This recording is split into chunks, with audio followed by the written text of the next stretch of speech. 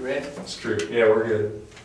All right, so I understand something happened, and you're here to tell us what exactly happened.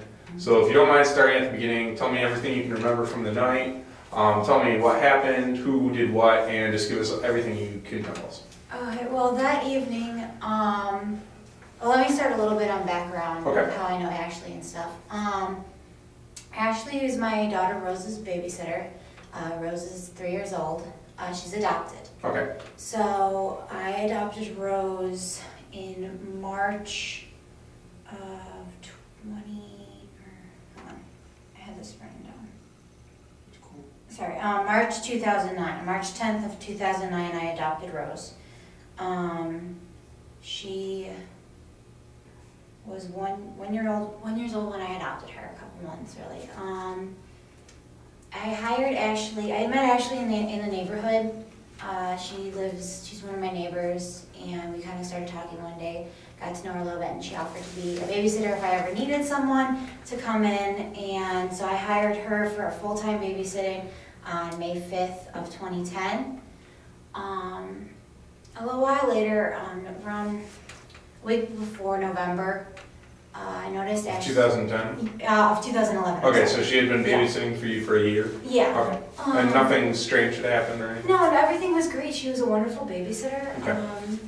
About a week before November, she started kind of slacking off. I realized, like, Rose's diapers hadn't been changed, and she hadn't been getting all, like, the food. I set food out that she needs to eat during the day just to make it easier for Ashley. I noticed the food wasn't being made, and, like, there was no other signs that other food has been made. So I kind of asked Ashley, what's going on? Is everything okay? She looked like she was going through some really tough times. It turned out, I guess she had been going through a miscarriage. She mentioned a miscarriage. And so, I asked her, I was like, do you need to take some time off? Do you just need a break? It's totally fine. I can find somebody if you just want to take some time to yourself. She said she was fine. This continued for another week, and on November 1st of 2011, I said, Ashley, you need to just take a break. Mm-hmm. I guess it wasn't really firing her, because once she got things back, I was totally planning on hiring her back again. Right. On the Saturday following that, I believe that's the 5th, Rose and I went out for our evening walk. We left around 3:30. I put her on the stroller and we left. We came back around 4:30. It's just quick walk for an hour. And we came back and put the stroller away and then went into the house, and Ashley was there. And it wasn't a big deal. I was a little surprised at how she got in the house, because I don't leave a key for her. Like, she doesn't have a key. I leave a key, like, in the kitchen, because if she ever wants to take Rose to the park or something, I want her to lock the door behind her so nobody else gets in. Mm-hmm. And so she did not have a key in the house? She doesn't keep a key. She has a key available. And you had locked the house, correct?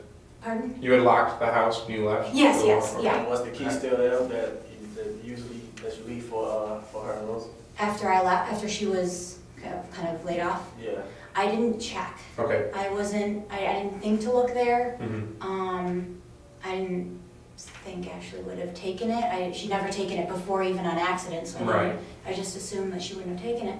Have you changed your lock since? Yes. Okay. So she had come in.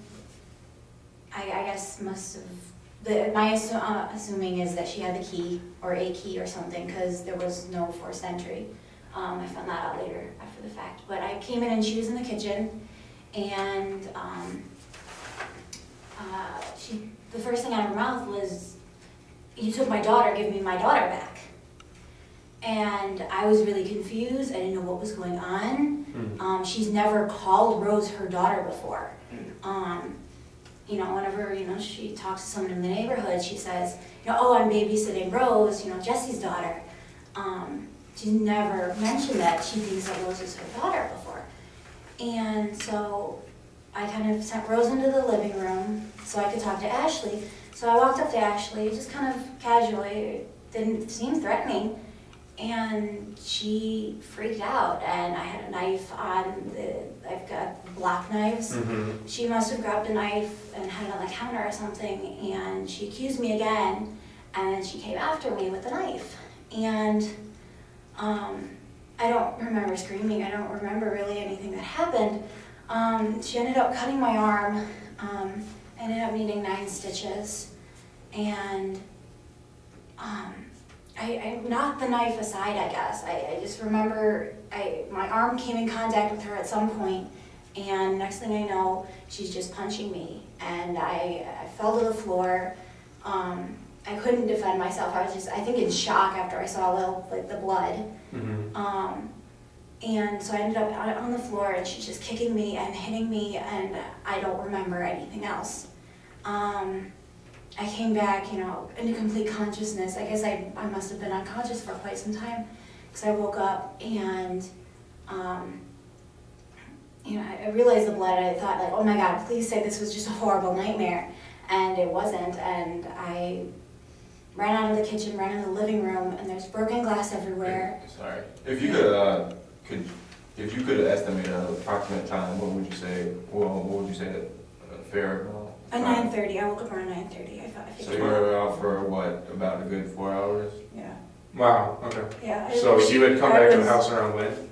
5:30. Okay. I figure she must have gotten in a fight pretty quick after that. Okay. I've been out for quite a while. You were talking about you woke up and there was glass everywhere? Yeah, there's, I have picture, I didn't realize this at the time because I was more focused on finding where Rose was. She wasn't in the living room where I left her, but I've got picture frames of like pictures of Rose and I and stuff like that, and all the picture frames had been broken and the pictures were gone.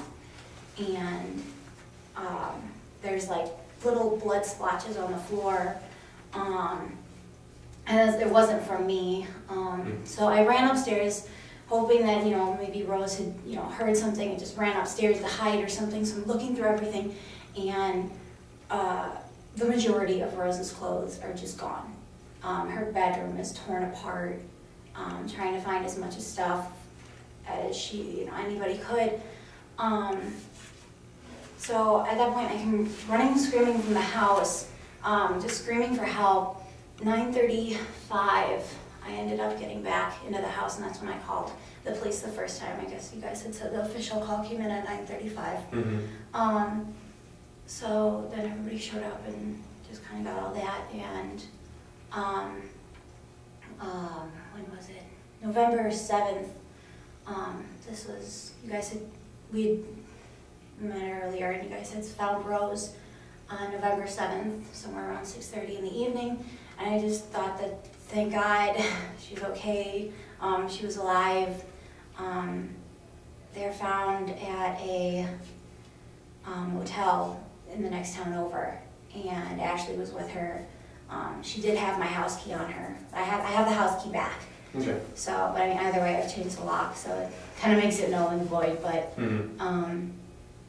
yeah, and Ashley is just adamantly claiming that she is, that Rose is her daughter, and that she put her up for adoption, and now she's wanting her back. Did you immediately when waking up, did you call 911 or? No, I ran around the house just trying to find Rose first, praying that, she was okay, and then when I realized she was gone, and I didn't realize how hurt I was.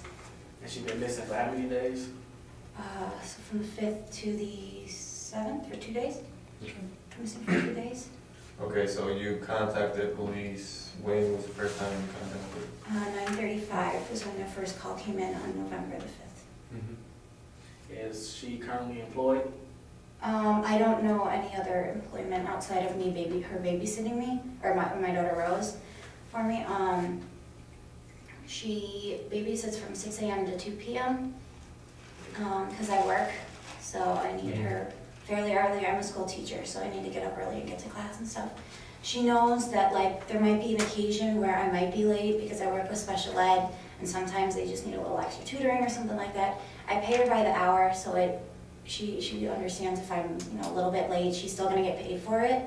I pay her $10 an hour, so I mean she's decent wages for that, like $80 a day. So